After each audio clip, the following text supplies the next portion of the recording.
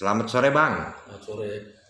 Maaf nih saya dari media. Bagaimana tentang laporan HMI Cabang Sukabumi terhadap Abang selaku advokat pendampingan hukum dengan desa yang terkait adanya di antaranya masalah adanya dugaan korupsi, pungli dan pemerasan. Terima kasih. Saya kasih jawaban ya. Memang saya sudah mendapatkan fotokopi dari laporan pengaduan yang ditujukan kepada Kapolres Sukabumi Sekio Kasat Reskrim terkait laporan dan pengaduan masalah MOU pendampingan hukum dengan desa-desa yang menggunakan anggaran dana desa yang diatur dalam Permendes 8 tahun 2022, prioritas penganggaran dana desa tahun 2023, dan salah satunya adalah pendampingan hukum, bantuan hukum untuk masyarakat marginal, rentan, perempuan, anak, lanjut usia, difabel, masyarakat adat terpencil, penganut aliran kepercayaan, terus masyarakat miskin dan masyarakat rentan lainnya. Nah, sebenarnya perlu saya sedikit memberikan tanggapan dengan laporan pengaduan itu. Pertama, ini anak-anak yang mengadukan ini, saya lihat ini sepertinya tidak paham hukum. Karena saya lihat bukan dari fakultas hukum mereka ini, tetapi mencantumkan bahasa-bahasa hukum yang apakah mereka itu paham atau tidak paham, saya tidak mengerti. Tapi yang jelas bahwa pendampingan hukum yang sudah saya laksanakan sejak bulan Januari sampai saat ini, dan udah beberapa puluh desa yang membayar saya dengan adanya perjanjian MOU, ya kesepakatan antara kepala desa dengan kami, law firm Marpaung dan rekan. Di situ jelas ada MOU yang kami sepakati tentang penanganan non-litigasi, litigasi, mediasi, maupun dalam hal pendampingan kasus-kasus pidana dan perdata. Nah, yang kami herankan kok gampang banget gitu mengatakan diduga ada korupsi gitu. Korupsi apanya kan yang ini jadi yang membuat kita agak sedikit heran itu. Sepengalaman saya 30 tahun menjadi jaksa, yang saya pahami, karena saya juga pernah menyidik kasus korupsi, yang saya pahami adalah tuduhan dugaan korupsi itu adalah sesuatu kegiatan yang dibiayai oleh negara tapi tidak dilaksanakan, fiktif, itulah yang dibilang ada dugaan korupsi. Dan pelaksanaannya itu pun nanti kalau mau dilihat nanti setelah pertanggungjawaban selesai. Pertanggungjawaban ini kan dalam MOU kami ini kan berakhirnya di 31 Desember 2023.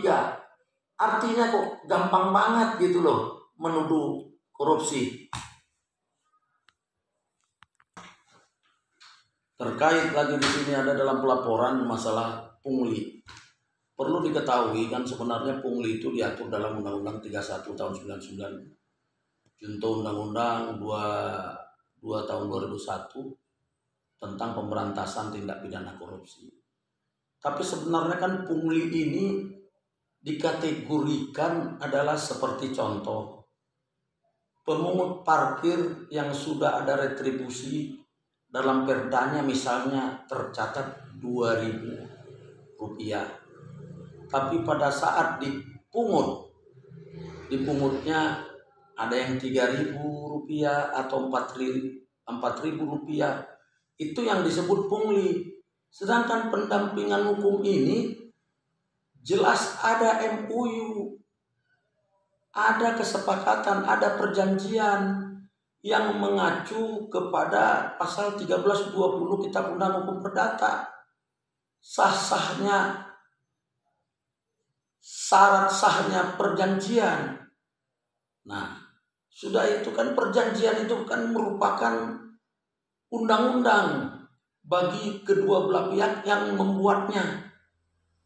Artinya ada yang disepakati di situ yang harus saya laksanakan, dan ada juga kewajiban daripada pihak desa itu untuk setelah saya melaksanakan itu ya saya dibayar.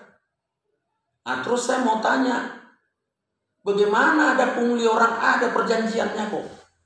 Itu jelasnya.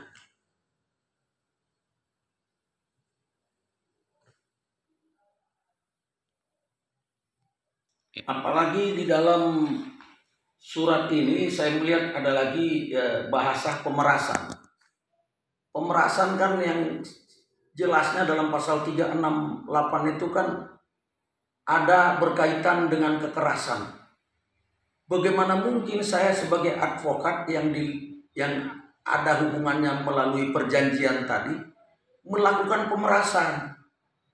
Artinya surat pelaporan daripada adik-adik HMI cabang Sukabumi ini yang ditandatangani oleh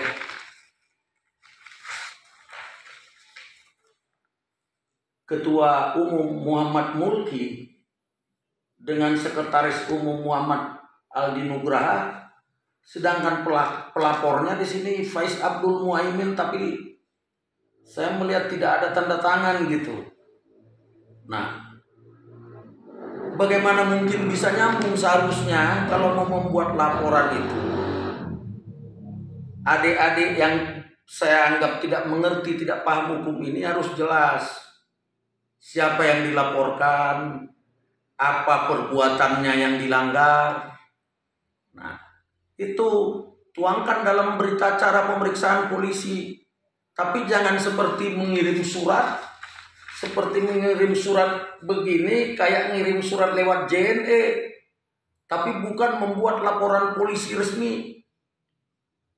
Artinya ada tanda terima laporan polisi seperti itu. Nah, ini kan tidak. Saya sangat sayangkan tindakan adik-adik ini.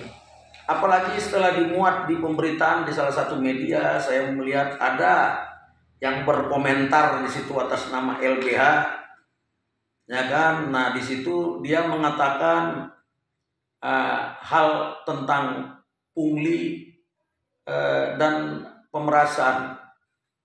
Nah, yang menjadi hati saya ini jadi apa namanya ya? Jadi menggelitik gitu, geli saya karena ngelihatnya dia seorang sarjana hukum, apa nggak ngerti hukum? Itu yang saya nggak ngerti gitu. Malah ya,